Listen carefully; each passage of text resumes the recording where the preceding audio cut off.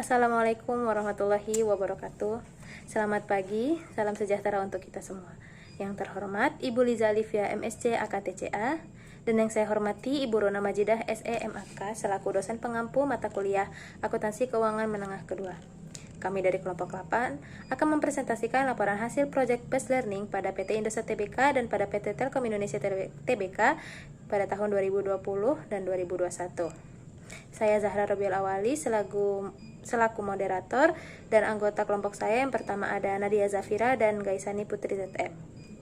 Yang pertama adalah pembahasan profil perusahaan yang akan dijelaskan oleh rekan saya. Baik, terima kasih moderator atas kesempatannya. Di sini saya Gaisani Putri ZM dengan ujung NPM 049 akan menjelaskan mengenai profil perusahaan. Yang pertama ada PT Indosat Tbk, yang merupakan jenis perusahaan perseroan terbuka dengan simbol saham yaitu ISAT. Tanggal IPO-nya pada tanggal 19 Oktober 1994 dan didirikan pada tanggal 20 November 1967. Pendiri dari Indosat ini adalah ITT Corporation. PT Indosat Tbk ini melakukan kegiatan usaha berupa penyelenggaraan jaringan dan jasa telekomunikasi informatika. Layanan programnya dapat diakses melalui telepon ataupun website www.ioh.co.id dengan alamat kantor pada Jalan Medan Merdeka Barat, nomor 21, Jakarta, Indonesia. PT selanjutnya ada PT Telkom Indonesia Tbk dengan jenis perseroan yaitu perseroan terbuka dengan simbol saham TLKM. Tanggal IPO-nya pada tanggal 14 November 1995 dan didirikan pada tanggal 19 November 1991. Maaf, maksud saya tadi tanggal IPO pada tanggal 14 November 1995. Pendirinya yaitu Indonesia dengan kegiatan usaha berupa penyelenggaraan jaringan dan jasa telekomunikasi dan informatika. Layanan pelanggannya itu dapat diakses melalui telepon dan website http://www.telkom.co.id. Alamat kantornya pada Jalan Japati nomor 1, Bandung, Jawa Barat, Indonesia. Selanjutnya adalah analisis overview kinerja keuangan dan analisis komparatif pada PT Indosat Tbk dan pada PT Telkom Indonesia Tbk. Baik, untuk materi selanjutnya saya akan menjelaskan mengenai overview kinerja keuangan dari PT Indosat Tbk. Yang pertama, dapat kita lihat di layar pada hasil overview dari laporan posisi keuangan PT Indosat. Jumlah aset itu bertambah atau meningkat sebesar 0,99% pada tahun 2021. Hal ini disebabkan oleh kenaikan aset lancarnya yaitu sebesar 19,85%, yang terutama karena peningkatan kas dan setara kas dari transaksi penjualan menara dan operasional yang diimbangi oleh pembayaran kas untuk dividen dan utang. Lalu, aset lancarnya ini menurun sebesar 2,42% di tahun 2021. Hal ini terutama diakibatkan karena penjualan aset tetap dan penurunan aset pajak tangguhan. Dan untuk bagian liabilitasnya meningkat sebesar 6,48% di tahun 2021. Hal ini disebabkan oleh liabilitas jangka panjang yang meningkat sebesar 26,48% di tahun 2021. Yang utamanya diakibatkan oleh peningkatan utang obligasi akibat reklasifikasi dari utang porsi jangka panjang ke utang jatuh tempo dikurangi pembayaran selama tahun ini. Dan liabilitas jangka panjangnya juga berkurang sebesar 10,18% di tahun 2021 yang diakibatkan penurunan dalam pengadaan jangka panjang dan utang obligasi yang utamanya dikarenakan reklasifikasi dari utang porsi jangka panjang ke utang jatuh tempo yang diimbangi oleh kenaikan liabilitas sewa dan dampak dari penambahan jumlah menara yang disewakan. Dari jumlah liabilitas yang meningkat tadi, itu akan berpengaruh pada jumlah ekuitasnya, yaitu jumlah ekuitas dari PT Indosat Tbk ini menurun sebesar 20,22% di tahun 2021. Penurunan tersebut dapat terjadi terutama diakibatkan dari penurunan saldo laba yang belum dicadangkan sebanyak 29,31%. Slide selanjutnya.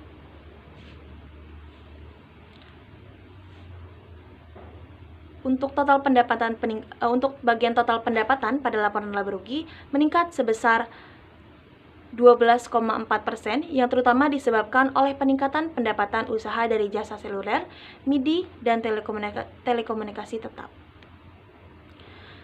Dan bagian usahanya menurun sebesar 67,10%, terutama diakibatkan oleh peningkatan dari pendapatan operasional lain-lain, penurunan dalam beban karyawan dan beban pemasaran yang diimbangi oleh peningkatan dalam beban penyelenggaraan jasa, beban penyusutan dan amortisasi, serta beban umum dan administrasi. Sedangkan bagian laba usahanya meningkat sebesar 331,5% di tahun 2021, dan laba rugi tahun berjalannya meningkat sebesar 1.188,56% pada tahun 2021. Lalu laba rugi yang dapat diatribusikan kepada kepentingan non-pengendali pula meningkat pada tahun 2021 sebesar 26,24%. Dan laba rugi yang dapat diatribusikan kepada pemilik entitas induk juga meningkat sebesar 1041,94% di tahun 2021. Hal ini terutama berasal dari keuntungan dari transaksi penjualan dan sewa balik menara di tahun 2021. Dan yang terakhir, laba per sahamnya juga meningkat sebesar 988,51% di tahun 2021. Next slide. Lalu dapat kita lihat di layar pada tabel dan grafik bagian laporan arus kas, hasil komparatif laporan arus kas bersih yang diperoleh dari kegiatan operasi itu menurun sebesar 0,69%, terutama karena peningkatan pada kas yang diterima dari pelanggan yang diimbangi oleh peningkatan pembayaran ke pemasok dan regulator serta lain-lainnya. Lalu pada bagian arus kas bersih dari aktivitas investasi, pada tahun 2021, arus kas bersihnya itu digunakan untuk aktivitas investasi menurun sebesar 82,54%, terutama karena adanya penerimaan yang dapat diatribusikan dari proporsi hak yang dialihkan. Lalu yang terakhir, dari bagian arus kas bersih aktivitas pendanaan,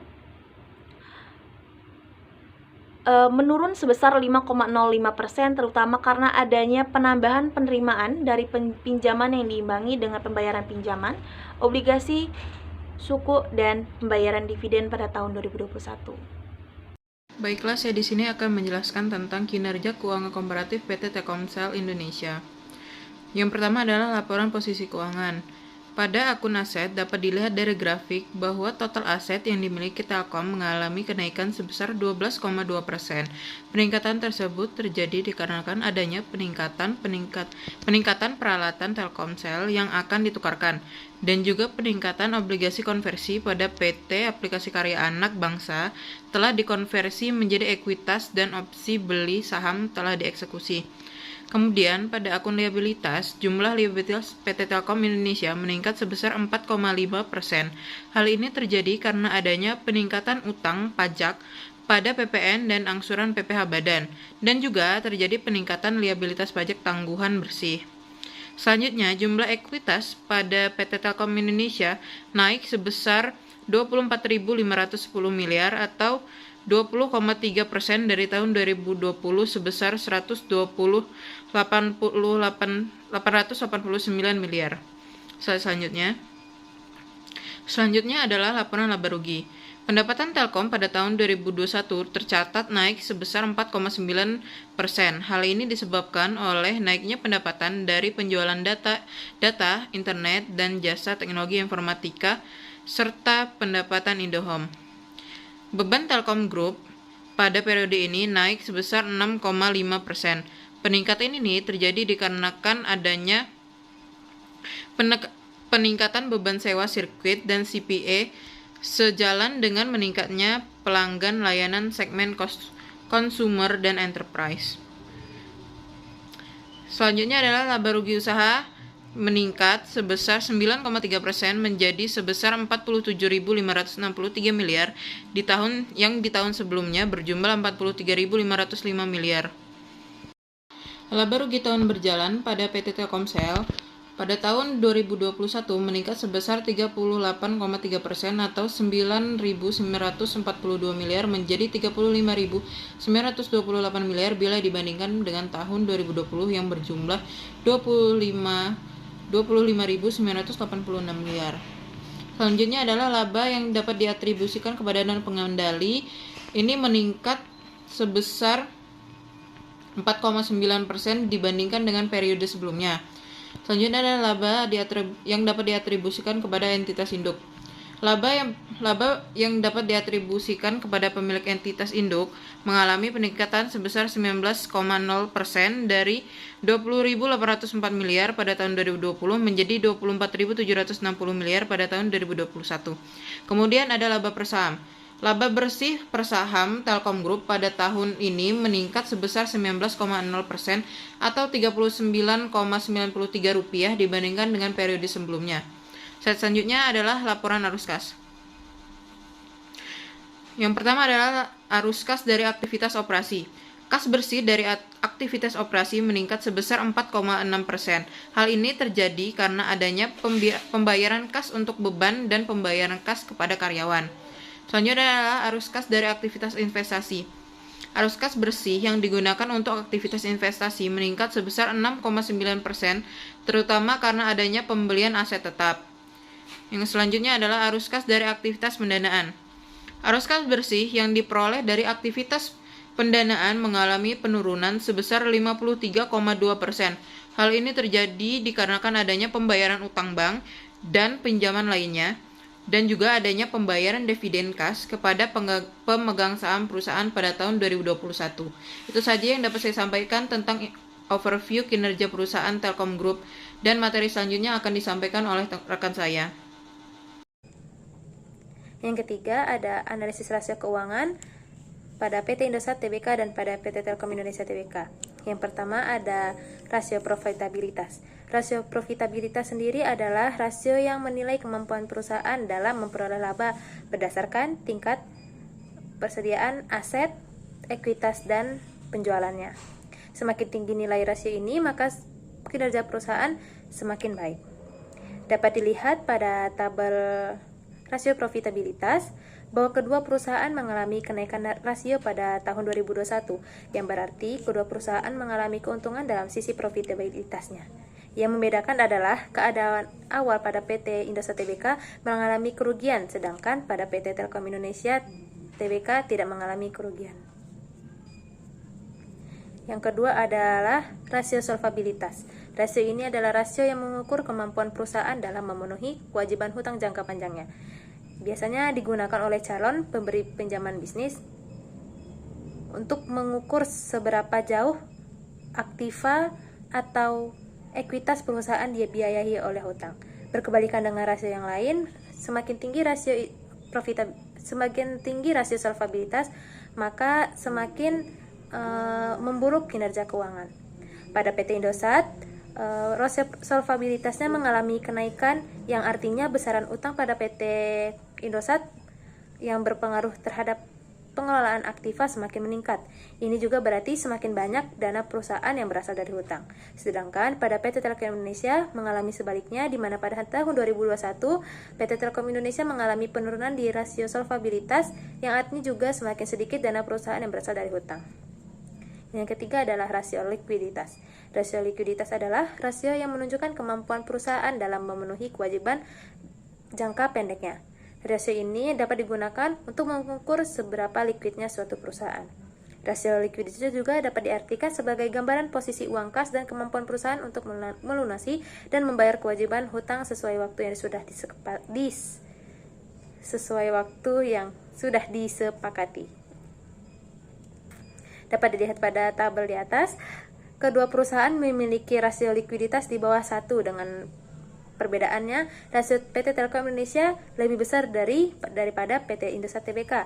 Letak perbedaannya lagi bahwa PT Indosat cenderung mengalami penurunan rasio di tahun 2021, sedangkan pada PT Telkom Indonesia mengalami kenaikan, yang berarti pada PT Telkom Indonesia mengalami kinerja keuangan yang semakin bagus. Yang keempat adalah rasio aktivitas. Rasio aktivitas ini juga disebut sebagai rasio operasi atau rasio perputaran. Ini termasuk menghitung serangkaian indikator yang memungkinkan membuat kesimpulan tentang seberapa efektif perusahaan dalam menggunakan persediaan piutang dan aset tetapnya. Yang pertama ada total asset turnover. Total asset turnover sendiri mengukur aktivitas aset dan kemampuan perusahaan dalam menghasilkan penjualan melalui asetnya. Semakin tinggi rasio ini, maka semakin baik karena perusahaan semakin banyak menghasilkan penjualan pada aset tertentu. Pada PT Indosat, perusahaan mengalami kenaikan pada rasio ini, sedangkan pada PT Telkom Indonesia mengalami penurunan, yang berarti perusahaan menghasilkan lebih sedikit penjualan di tahun 2021 pada tingkat aset yang dimiliki. Yang kedua adalah account receivable turnover, yaitu rasio yang mengukur berapa kali piutang dapat diubah oleh perusahaan menjadi uang tunai. Dan yang ketiga adalah inventory turnover, menunjukkan berapa hari yang biasanya dibutuhkan perusahaan untuk mengubah persediaan menjadi penjualan. Untuk kedua rasio ini, semakin tinggi atau semakin besar rasionya, maka akan semakin baik dan menguntungkan. Pada kedua perusahaan, rasio account receivable turnover dan inventory turnover mengalami kenaikan. Yang terakhir adalah days payable outstanding, yang digunakan untuk mengukur jumlah hari rata-rata yang dibutuhkan oleh perusahaan untuk membayar hutang kepada krediturnya. Rendahnya nilai rasio ini berarti menunjukkan penggunaan modal kerja yang efisien, namun rasio utang hari yang lebih besar tidak selalu menunjukkan posisi perusahaan yang Baik, untuk materi selanjutnya yaitu adalah implementasi penerapan PSAK yang akan dijelaskan oleh kami. Untuk pemateri pertama yaitu saya akan menjelaskan mengenai 5 PSAK awal dalam Project Based Learning kami. Yang pertama ada PSAK 3 mengenai laporan keuangan interim.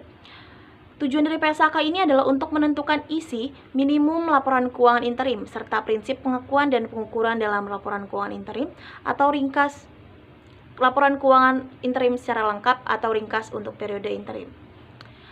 PT Indosat Tbk ini sudah menerapkan PSAK nomor 3 sesuai dengan regulasi dari Bursa Efek Indonesia. Perusahaan menerbitkan laporan keuangan interim yang mana dapat kita temukan laporan tersebut dalam website resmi Bursa Efek Indonesia. Perseroan ini juga menyajikan laporan keuangan interimnya untuk tiap periode 6 bulan. Laporannya itu berisi laporan posisi keuangan per akhir periode interim berjalan, laporan posisi keuangan per akhir tahun buku yang sebelumnya, begitupun dengan laporan laba rugi, laporan perubahan ekuitas, dan laporan arus kas perusahaan. Sedangkan PT Telkom Indonesia Tbk belum menerapkan PSAK 3. Kenapa demikian? Karena sesuai dengan regulasi dari Bursa Efek Indonesia, seharusnya PT Telkom Indonesia Tbk itu menerbitkan laporan keuangan interimnya ke publik. Namun, setelah pencarian yang kami lakukan, laporan keuangan interim dari PT Telkom Indonesia Tbk itu tidak ditemukan baik di laman resmi Bursa Efek Indonesia ataupun laman resmi PT Telkom Indonesia Tbk. Baik, next slide. Dari hasil pengimplementasian yang telah dilakukan dari dua perusahaan tersebut, dapat kita komparasikan dan simpulkan bahwa PT Indosat Tbk telah menaati ketentuan-ketentuan dari PSAK nomor 3 dengan menerbitkan laporan keuangan interimnya ke publik dan menaati semua ketentuan lainnya dari PSAK nomor 3. Namun, PT Telkom Indonesia belum menaati ketentuan-ketentuan dalam PSAK nomor 3 karena tidak dapat ditemukannya laporan keuangan interim baik di laman Bursa Efek Indonesia maupun laman website resmi PT Telkom Indonesia Tbk. Baik, next slide. Untuk PSAK nomor 5 mengenai segmen operasi, PSAK nomor 5 ini adalah pernyataan standar akuntansi keuangan yang membahas mengenai segmen operasi.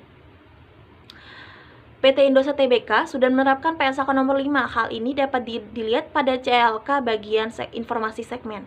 Perusahaan mengelola dan mengevaluasi usahanya dalam 3 segmen utama yang dilaporkan, yaitu seluler, telekomunikasi tetap, dan MIDI. Segmen usaha dikelola secara terpisah karena masing-masing menawarkan jasa dan produk yang berbeda dan melayani pasar yang berbeda pula. Grup terutama beroperasi dalam satu wilayah geografis. Oleh karena itu, informasi mengenai segmen geografis tidak disajikan. Performa segmennya dievaluasi berdasarkan keuntungan atau kerugian operasi atas hal-hal tertentu, seperti yang dijelaskan pada tabel di atas. Yaitu diukur secara berbeda dari keuntungan dan kerugian operasi dalam laporan keuangan konsolidasian. Dan pencatatan segmen operasi ini berdasarkan segmen usaha Terdapat perolehan pendapatan dan beban-beban yang mana merupakan suatu komponen dari entitas yang dimaksud dalam segmen operasi. Next slide. Lalu untuk PT Telkom Indonesia Tbk itu sudah menerapkan PSAK nomor 5 juga. Hal ini juga dapat dilihat pada CLK mereka bagian segmen operasi. Perusahaan itu memiliki 4 segmen utama yang dilaporkan. Yang pertama ada mobile, consumer, enterprise, dan WIP. Segmen usaha yang dikelola secara terpisah ini dikarenakan karena masing-masing jasa dan produk yang itu berbeda-beda dan melayani pasar yang berbeda-beda pula. Dengan ini tidak terdapat segmen operasi yang digabungkan dalam menentukan laporan segmen.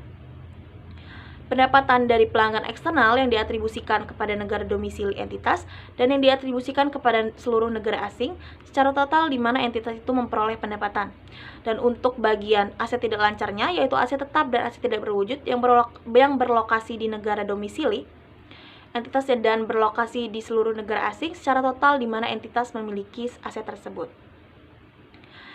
Kinerja segmen ini dinilai berdasarkan laba dan rugi usaha segmen yang diukur sesuai dengan laba rugi usaha dalam laporan keuangan konsolidasian. Namun, kegiatan pendanaan dan pajak penghasilan tidak dievaluasi secara terpisah dan tidak dialokasikan ke segmen operasi. Next slide. Dari implementasi yang sudah dilakukan dalam kedua perusahaan dari melalui PSAK 5 ini, dapat kita simpulkan dan dapat kita komparasikan bahwa PT Indosat Tbk dan PT Telkom Indonesia Tbk telah menaati ketentuan-ketentuan dalam PSAK nomor 5 tentang segmen operasi. Namun, terdapat sedikit perbedaan pelaporan di antara keduanya, yaitu PT Indosat Tbk, perusahaan tidak melaporkan segmen operasinya karena mereka terutama beroperasi hanya dalam satu wilayah saja. Next slide. Lalu untuk PSAK selanjutnya, yaitu ada PSAK 7 mengenai pengungkapan pihak-pihak berelasi. PSAK ini bertujuan untuk memastikan bahwa laporan entitas berisi pengungkapan yang diperlukan untuk dijadikan perhatian terhadap kemungkinan bahwa posisi keuangan dan laba rugi itu telah terpengaruh oleh keberadaan pihak-pihak berelasi dan oleh transaksi dan saldo termasuk komitmen dan pihak-pihak tersebut. Per 31 Desember tahun 2021, PT Indosat memiliki 8 entitas anak dengan kepemilikan langsung dan tidak langsung yang aktif beroperasi sehingga laporan keuangannya terkonsolidasi dengan Uridu sebagai perusahaan induk. Dapat kita lihat di tabel di gambar 7.1 sifat dan hubungan dari pihak-pihak berelasi. Yang pertama ada entitas induknya berupa perusahaan Uridu sendiri. Entitas di bawah kendali pemerintahnya ada bank milik negara, bank pemerintahan daerah, bank usaha, dan bank usaha milik negara. Lalu entitas di bawah pengaruh signifikan ada Kopindosat, PT Personel Alih Daya dan AP. Dan yang terakhir entitas afiliasinya berupa QNBI. Di tabel berikutnya itu merincikan tentang akun dan transaksi signifikan dengan pihak-pihak berelasi yang sangat berpengaruh pada bagian posisi keuangannya, baik dari bagian aset maupun bagian liabilitas, dan berpengaruh pula pada bagian laba ruginya, baik bagian pendapatan ataupun bagian beban-beban. Next slide. Pada tanggal 31 Desember 2021, Telkom memiliki 36 entitas anak dengan kepemilikan langsung dan tidak langsung yang aktif beroperasi dengan presentasi kepemilikan lebih dari 50%, sehingga laporan keuangannya terkonsolidasi dengan Telkom sebagai perusahaan induk. Selain itu, terdapat 9 entitas anak yang tidak terkonsolidasi atau afiliasi.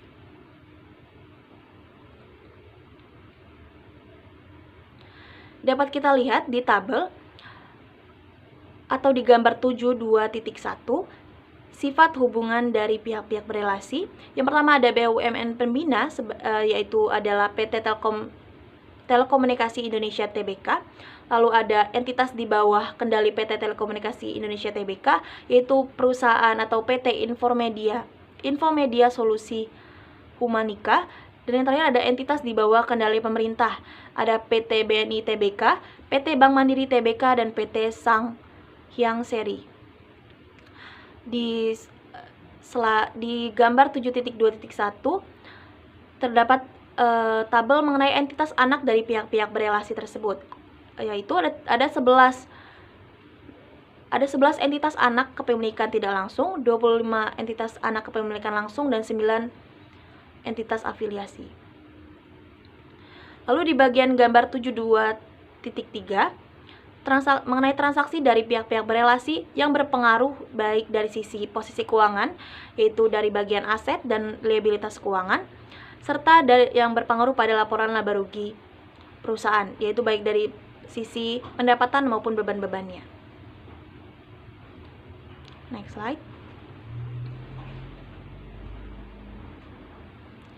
Dari implementasi PSAK sebelumnya dari dua perusahaan tersebut, dapat kita simpulkan dan dapat kita komparasikan bahwa PT Telkom dan PT Indonesia Tbk telah menerapkan Indosat Tbk telah menerapkan keseluruhan PSAK 7 dengan baik. Pernyataan ini mensyaratkan pengungkapan hubungan, transaksi dan saldo pihak berelasi, termasuk komitmen dalam laporan keuangan konsolidasian dan laporan keuangan tersendiri entitas induk atau investor dengan pengendalian bersama, atau pengaruh signifikan atas investor yang disajikan sesuai dengan PSAK 65 mengenai laporan keuangan konsolidasian dan PSAK 47 mengenai laporan keuangan. Next slide. Lalu selanjutnya ada PSAK 8 mengenai peristiwa setelah periode pelaporan. Pernyataan standar akuntansi keuangan 8 ini membahas tentang peristiwa setelah periode pelaporan.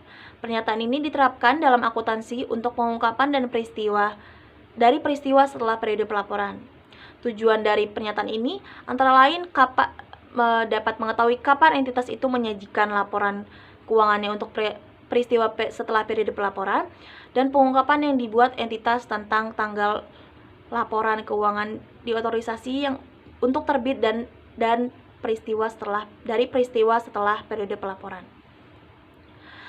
Pada PT Indosat Tbk PT ini sudah menerapkan PSAK nomor 8. Hal ini dapat dilihat dari catatan atas laporan keuangannya pada bagian peristiwa signifikan setelah periode pelaporan. PT Indosat Tbk ini melaporkan bahwa pada tanggal 4 Januari 2022 terdapat penggabungan usaha. Perusahaan ini mencatat penggabungan usaha ini berdasarkan akuntansi kombinasi bisnis menggunakan metode akuisisi, di mana menurut PSAK nomor 8, perusahaan tidak perlu melakukan penyesuaian jumlah pengakuan dalam laporan keuangan untuk mencerminkan peristiwa non-penyesuaian setelah periode pelaporan. Dan pada tanggal 4 itu pula, perusahaan juga menerbitkan saham seri B atau saham biasa, yang menurut PSAK nomor 8 juga, salah satu contoh peristiwa setelah periode pelaporan yang tidak memerlukan penyesuaian itu dibuat salah satunya adalah transaksi saham biasa dan transaksi saham biasa potensial yang signifikan setelah periode pelaporan. Jadi menurut PSAK nomor 8, penerbitan saham pada tanggal 4 Januari 2022 itu tersebut tidak memerlukan penyesuaian umum. Next slide.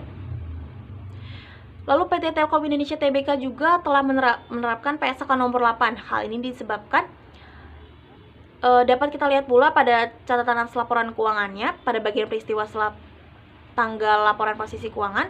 PT Telkom Indonesia Tbk ini pada tanggal 9 Maret melakukan penarikan pinjaman dari beberapa bank, dan mitra retailnya ini melakukan pelunasan pinjaman ke beberapa perusahaan atau bank dalam kurun waktu yaitu dari bulan Januari hingga bulan Maret, yang mana menurut PSAK nomor 8, peristiwa di atas merupakan salah satu peristiwa periode pelaporan yang memerlukan penyesuaian, karena peristiwa tersebut akan mempengaruhi pengambilan keputusan pengguna laporan keuangan.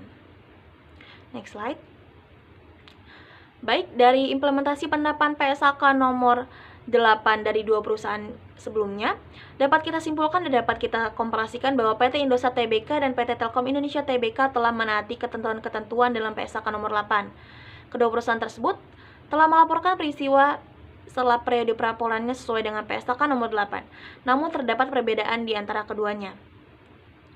Yang pertama, PT Indosat Tbk tidak memerlukan penyesuaian pada peristiwa setelah periode pelaporannya, sedangkan PT Telkom Indonesia Tbk melakukan penyesuaian pada peristiwa setelah periode pelaporannya. Baik, next slide. Baik, untuk selanjutnya ada PSAK nomor 18 mengenai akuntansi dan pelaporan manfaat purnakarya.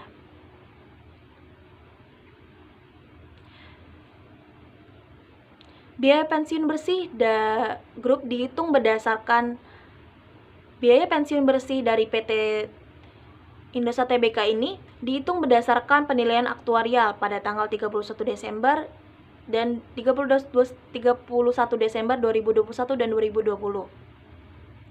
Penilaian aktuarialnya ini dilakukan oleh aktuaris independen dengan menggunakan metode Projected Unit Credit dan menerapkan asumsi atas tingkat diskonto, tingkat kenaikan kompensasi tahunan, dan asumsi aktuarial lainnya. Dan dapat kita lihat pada gambar di layar mengenai penilaian biaya pensiun yang dihitung berdasarkan penilaian aktuarial, dan gambar di sampingnya berikut adalah mutasi nilai kini kewajiban imbalan pasti dari PT Indosat Tbk. Next slide. Lalu untuk PT Telkom Indonesia Tbk, perusahaan menyelenggarakan program pensiun pasti bagi karyawan tetap yang mulai bekerja sebelum 1 Juli 2022. Penilaian aktuariat atas program pensiun manfaat pasti ini dilakukan berdasarkan perhitungan pada tanggal 31 Desember tahun 2021 dan 2020. Pada laporan masing-masing tanggal 24 Maret 2022 dan 8 April 2021. Tabel program pensiun ini, tabel 18.2.1.3 ini di layar menyajikan perubahan liabilitas manfaat pensiun, perubahan aset program pensiun, status pendanaan program pensiun, dan jumlah bersih yang diakui dalam laporan posisi keuangan konsolidasian pada tanggal 31 Desember 2021 dan 2020 untuk program pensiun manfaat pasti.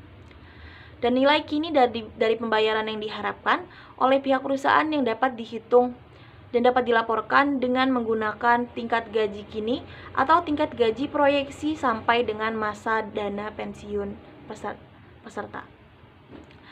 Baik dari implementasi penerapan PSAK nomor 18 dari kedua perusahaan sebelumnya ini, dapat kita simpulkan dan dapat kita komparasikan bahwa PT Indosat Tbk dan PT Telkom Indonesia Tbk mempunyai program pensiun yang sama, yaitu program kerja manfaat pasti.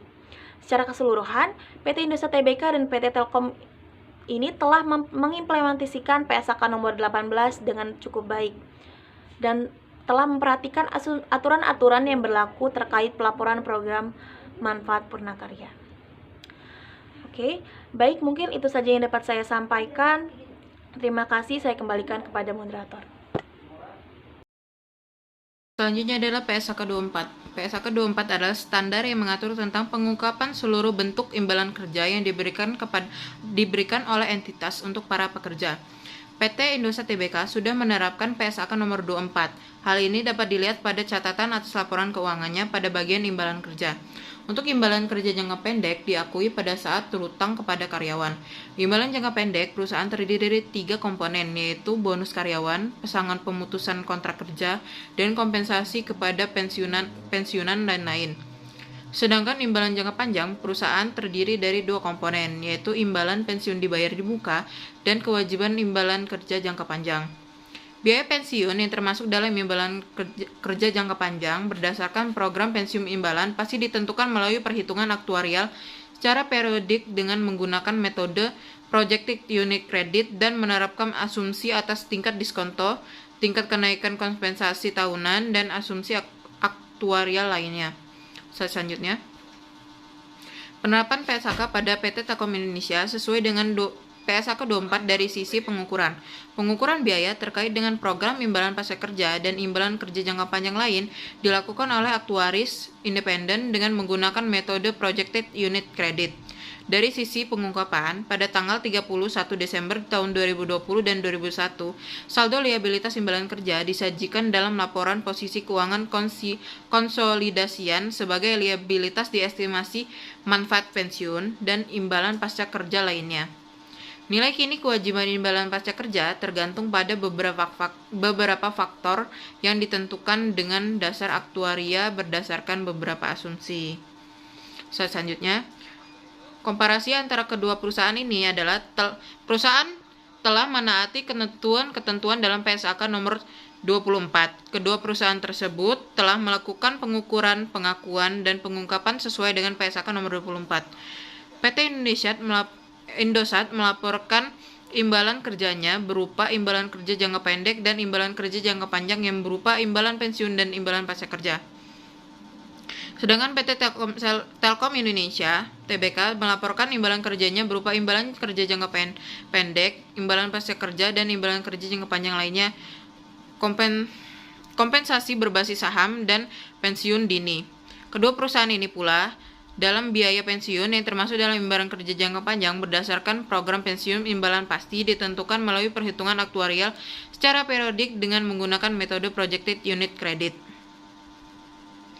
Slide selanjutnya adalah PSAK nomor 25. PSAK nomor 25 merupakan standar keuangan yang mengatur tentang kebijakan akuntansi, perubahan estimasi akuntansi, dan kesalahan yang diterapkan pada perusahaan. Penerapan PSAK nomor 25 pada PT Indosat Tbk telah sesuai dengan ketentuan karena perusahaan telah melaporkan perubahan kebijakan akuntansi, perubahan estimasi akuntansi, dan kesalahan pada laporan keuangan perusahaan. Dan juga perubahan standar akuntansi revisian ini berlaku efektif sejak tanggal 1 Januari 2021 dan relevan untuk grup, tetapi tidak memiliki pengaruh signifikan terhadap laporan keuangan konsolidasian grup. Selanjutnya, penerapan PSAK nomor 25 pada PT Telkom Indonesia telah sesuai dengan ketentuan karena perusahaan juga telah melaporkan perubahan kebijakan akuntansi, perubahan estimasi akuntansi, dan kesalahan pada laporan keuangan perusahaan. Telkom sendiri memiliki kebijakan akuntansi yang diterapkan berdasarkan standar akuntansi keuangan di Indonesia dan IFRS yang diuraikan berdasarkan prinsip-prinsip akuntansi dan penerapan, termasuk informasi atau data yang terkait dengan proses dan pengungkapan pelaporan keuangan, serta mengatur tentang komponen laporan keuangan konsolidasian. PSAK 25 mulai berlaku efektif untuk periode yang dimulai pada tanggal 1 Januari 2021, tapi tidak mempengaruhi pelaporan keuangan konsolidasian kelompok usaha. Slide selanjutnya. Komparasinya adalah dari pembahasan mengenai kebijakan akuntansi, perubahan estimasi akuntansi, dan kesalahan pada PT Telkom Indonesia Tbk, dapat disimpulkan bahwa PT Telkom Indonesia telah menyajikan pengungkapan instrumen keuangan telah sesuai dengan penyajian kebijakan akuntansi, perubahan estimasi akuntansi, dan kesalahan menurut PSAK 25. Dan juga PT Indosat Tbk telah menyajikan pengungkapan instrumen keuangan yang sesuai dengan PSAK nomor 25. Selanjutnya, PSAK 50 adalah PSAK yang menjelaskan tentang penyajian instrumen keuangan. Arti instrumen keuangan sendiri adalah setiap kontrak yang menambah nilai aset keuangan entitas dan kewajiban keuangan atau instrumen ekuitas lain. Tujuan PSAK 50 ini adalah sebagai prinsip penyajian instrumen keuangan sebagai liabilitas dan ekuitas yang saling hapus aset keuangan dan liabilitas keuangan. Selanjutnya, PT Indosat Tbk dan PT Telkom Indonesia telah menyajikan instrumen keuangan yaitu aset keuangan dan liabilitas keuangan sesuai dengan PSAK 50 Untuk aset keuangan dan liabilitas keuangan pada PT Indosat memiliki nominal yang lebih sedikit, yaitu hanya mencapai jutaan rupiah untuk tahun 2020 sampai 2021. Sedangkan PT Telkom Indonesia Tbk memiliki nominal aset keuangan dan liabilitas keuangan yang jauh lebih besar, yaitu senilai miliaran rupiah untuk tahun 2020 sampai 2021. Selanjutnya, PSAK 55. PSAK 55 bertujuan untuk mengatur prinsip-prinsip dasar pengakuan dan pengukuran aset keuangan, liabilitas keuangan, dan kontrak pembelian atau penjualan item non-keuangan. Berdasarkan PSAK 55, pihak entitas mengklasifikasikan aset keuangan sebagai pinjaman dan piutang yang tersedia untuk dijual. Klasifikasi ini didasarkan pada dua kriteria, yaitu model bisnis entitas untuk mengelola aset dan arus kas kontraktual instrumen hanya terkait dengan pembayaran pokok dan bunga atas jumlah pokok terutang. Selain itu, pada biaya perolehan diamortisasi untuk semua aset keuangan yang sebelumnya diklasifikasikan sebagai pinjaman yang diberikan dan piutang berdasarkan PSAK 55. PT Indonesia Tbk pada laporan keuangannya telah menerapkan PSAK 55. Jika dilihat pada catatan atas laporan keuangan bagian aset keuangan, PT Indosat Tbk mengklasifikasikan aset keuangan perusahaan pada dua kategori, yaitu aset keuangan yang diukur dengan biaya diamortisasi dan aset keuangan yang diukur dengan nilai wajar melalui laba rugi atau melalui penghasilan komprehensif lainnya. Liabilitas keuangan PT Indosat Tbk sendiri dikategorikan menjadi dua klasifikasi, antara lain liabilitas keuangan yang diukur dengan biaya amortisasi dan liabilitas keuangan yang diukur dengan nilai wajar melalui laba rugi. PT Indosat menentukan klasifikasi liabilitas keuangan mereka pada saat pengakuan awal. Seluruh liabilitas keuangan diakui pada awalnya sebesar dengan nilai wajar dan dalam hal pinjaman dan utang termasuk biaya transaksi yang dapat diatribusikan secara langsung.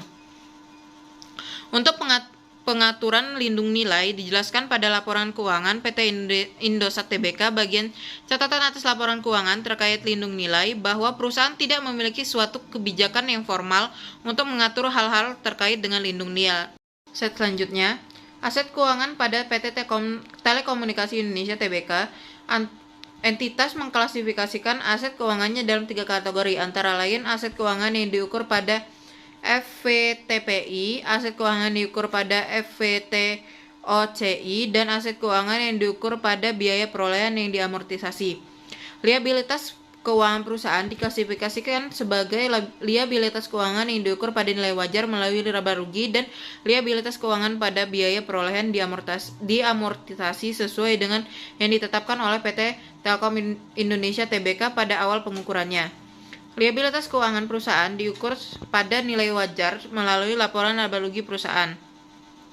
Dan untuk pengaturan lindung nilai perusahaan Telkom Indonesia sendiri sama seperti PT Indosat Tbk, yaitu tidak ada suatu kebijakan yang formal untuk mengatur hal-hal terkait dengan lindung nilai.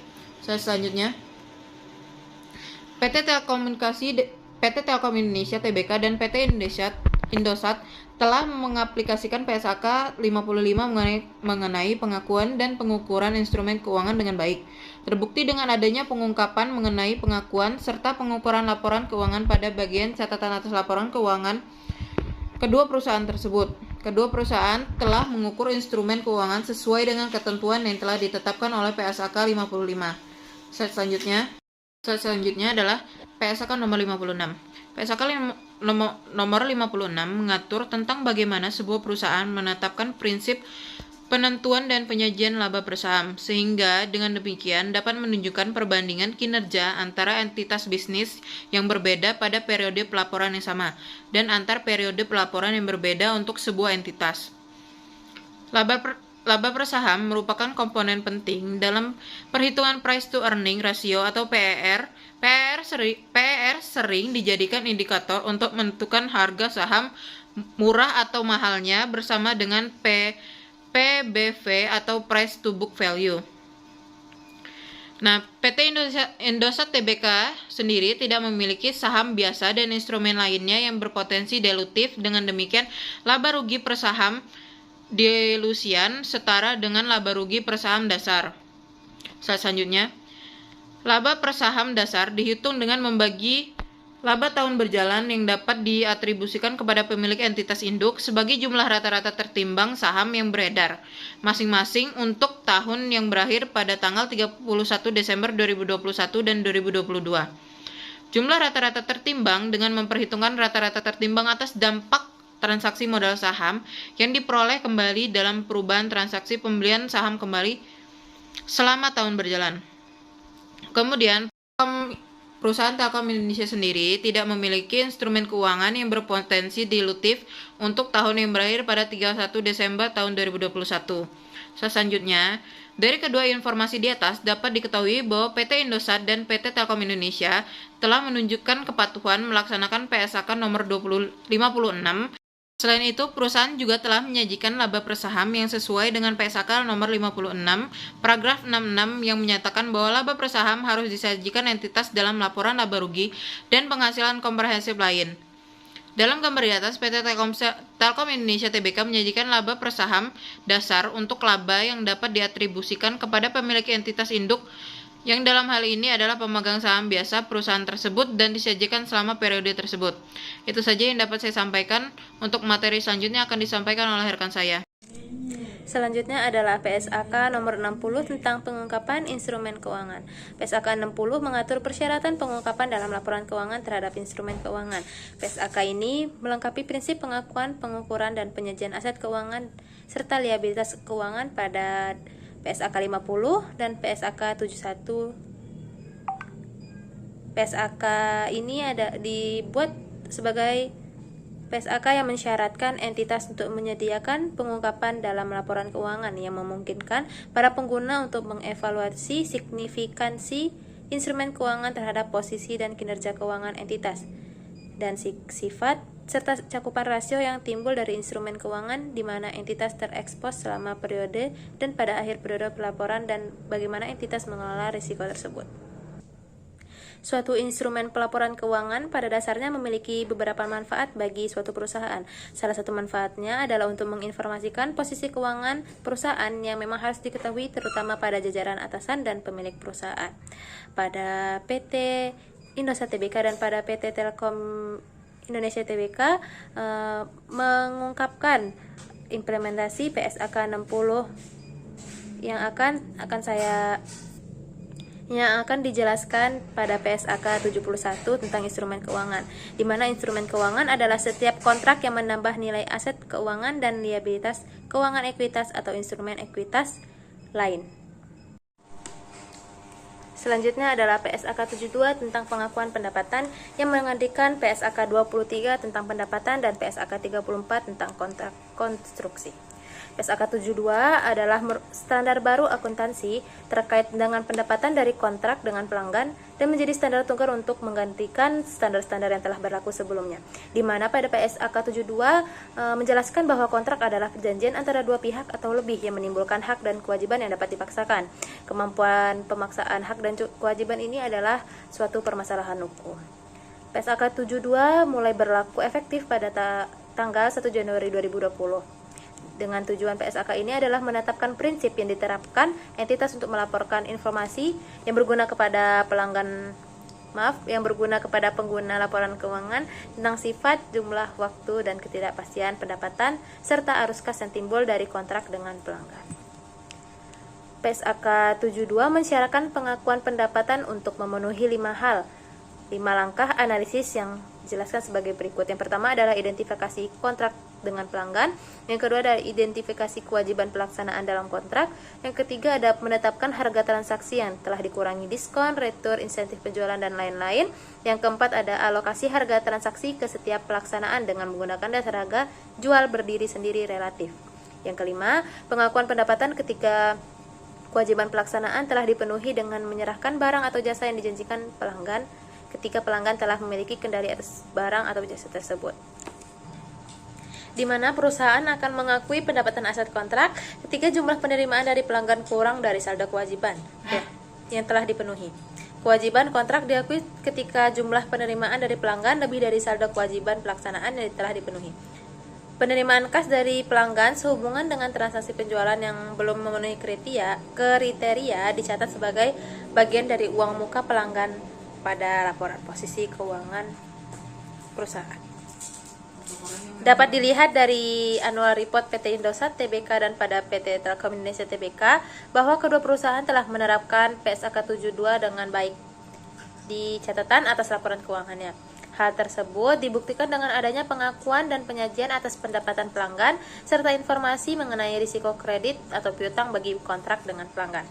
Namun terdapat sedikit perbedaan pelaporan di antara keduanya, yaitu pada PT Indosat hanya melaporkan segmen operasinya saja, dan tidak melaporkan segmen geografisnya karena mereka hanya beroperasi dalam satu wilayah geografis saja. Yang ketiga adalah PSAK 73 sewa yang menggantikan PSAK 30 tentang sewa. PSAK 73 merupakan pernyataan standar akuntansi keuangan yang menetapkan terkait dengan prinsip pengakuan, pengukuran, penyajian, dan pengungkapan sewa. PSAK 73 ini disahkan pada tanggal 18 September 2017 dan disahkan lagi pada tanggal 16 Desember tahun 2020 setelah dilakukan penyesuaian. Tujuan PSAK 73 adalah memberikan pedoman kepada perusahaan terkait tentang transaksi sewa, mulai dari pengakuan, pengukuran, penyajian, dan pengungkapan. Entitas menetapkan PSAK ini untuk seluruh sewa, termasuk sewa aset hak guna dalam subsewa, kecuali untuk sewa dalam rangka eksplorasi atau penambangan mineral, minyak, gas alam, dan sumber daya serupa yang tidak dapat diperharui, sewa aset biologis, perjanjian konsesi jiwa, lisensi kekayaan intelektual, dan hak yang dimiliki penyewa dalam perjanjian lisensi. Selain itu, penyewa dapat, namun tidak diisyaratkan untuk menerapkan pernyataan atas sewa aset tak berwujud, sebagaimana dideskripsikan pada paragraf 3. Indosat mengakui aset hak guna dan liabilitas sewa. Aset hak guna sendiri diukur pada biaya perolehan di mana meliputi jumlah pengukuran awal liabilitas sewa yang disesuaikan dengan pembayaran sewa yang dilakukan sebelum tanggal permulaan, ditambah dengan biaya langsung awal yang dikeluarkan untuk membongkar dan memindahkan aset pendasar ke kondisi yang disyaratkan oleh ketentuan sewa, dikurangi dengan insentif sewa yang diterima. Sedangkan liabilitas sewa dilakukan pengukuran pada nilai kini pembayaran sewa yang belum dibayar pada tanggal permulaan. Perusahaan ini melaporkan liabilitas sewa sebagai liabilitas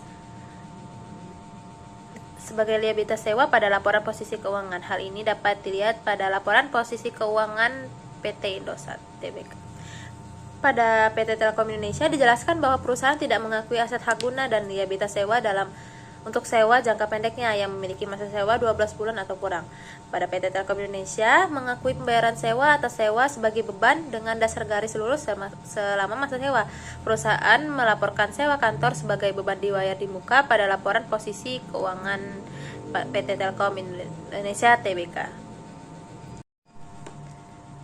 Hasil komparatifnya bahwa PT Indosat Tbk dan PT Telkom Indonesia Tbk telah mengimplementasikan PSAK 73 dengan baik. Kedua perusahaan sudah melaporkan dan mengklasifikasikan aset hak guna serta liabilitas sewa secara terpisah dengan yang lainnya pada laporan posisi keuangan. Dan juga kedua perusahaan mengungkapkan penjelasan terkait sewa dengan rinci pada catatan atas laporan keuangannya. Selain itu, kedua perusahaan juga melakukan pengungkapan mengenai pengakuan, pengukuran, pembayaran sewa dalam catatan atas laporan keuangan. Terima kasih kepada rekan saya. Akhirnya kita sampai pada tahap kesimpulan, yaitu tim mengambil sampel laporan keuangan sejak tahun 2019 hingga tahun 2021 untuk menguji kinerja keuangan komparatif perusahaan PT Indosat Tbk dan PT Telkom Indonesia Tbk. Keduanya menunjukkan kinerja yang positif didasarkan hasil analisis komparatif laporan posisi keuangan, laporan laba rugi, dan laporan arus kasnya. Meskipun pada tahun 2020 hingga tahun 2021 perusahaan terkena dampak pandemi COVID-19, dilihat dari sisi laporan posisi keuangannya, baik dari sisi aset dan ekuitas, kedua perusahaan mengalami peningkatan yang cukup signifikan. Liabilitas juga mengalami penurunan, dan laba perusahaan meningkat secara signifikan di tahun 2021 jika dilihat dari laporan laba ruginya. Hal yang sama pun terjadi pada laporan arus kas pendanaan dan investasi, namun hasil analisis komparatif bagian arus kas operasinya mengalami penurunan. Selanjutnya adalah tabel matriks implementasi PSAK. Kedua perusahaan telah mengimplementasikan PSAK yang dapat dilihat bahwa kedua perusahaan mengimplementasikan dengan baik beberapa PSAK yang telah kami pilih untuk dianalisis. Hanya saja kepada PSAK nomor 3, PT Telkom Indonesia kurang sesuai dalam penerapannya. Dan pada PSAK nomor 50, kedua perusahaan kurang sesuai dalam pengimplementasiannya. Saya Zahra Robiul Awali Ibnu Balda sebagai moderator dan perwakilan dari kelompok 8 mengucapkan terima kasih yang sebesarnya dan meminta maaf jika ada kesalahan. Baiklah, saya tutup. Wassalamualaikum warahmatullahi wabarakatuh.